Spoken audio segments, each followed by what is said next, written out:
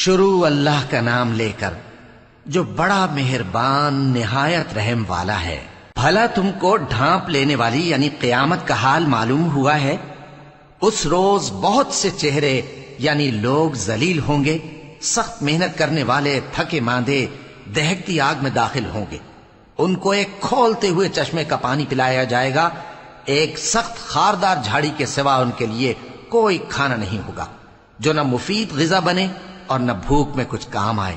بہت سے چہرے یعنی لوگ اس روز شادماں بھی ہوں گے، اپنی محنت کے بدلے پر خوش، بہشت بری میں وہاں کسی طرح کی لغو بات نہیں سنیں گے، اس میں چشمے بہ رہے ہوں گے، وہاں تخت ہوں گے اونچے اونچے اور کٹورے قرینے سے رکھے ہوئے اور گاؤ تک یہ قطار کی قطار لگے ہوئے اور نفیس مسندیں جگہ جگہ بچھی ہوئی۔ تو کیا یہ لوگ اونٹوں کی طرف نہیں دیکھتے کہ کیسے عجیب پیدا کیے گئے ہیں، اور آسمان کی طرف کہ کیسا بلند کیا گیا ہے، اور پہاڑوں کی طرف کہ کس طرح کھڑے کیے گئے ہیں، اور زمین کی طرف کہ کس طرح بچھائی گئی؟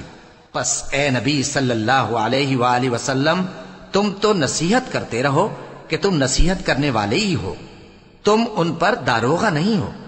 ہاں، جس نے منہ پھیرا اور نہ مانا تو اللہ اس کو بہت بڑا عذاب دے گا۔ بے شک ان کو ہمارے ہی پاس لوٹ کر آنا ہے، پھر ہمارے ہی ذمے ان سے حساب لینا ہے۔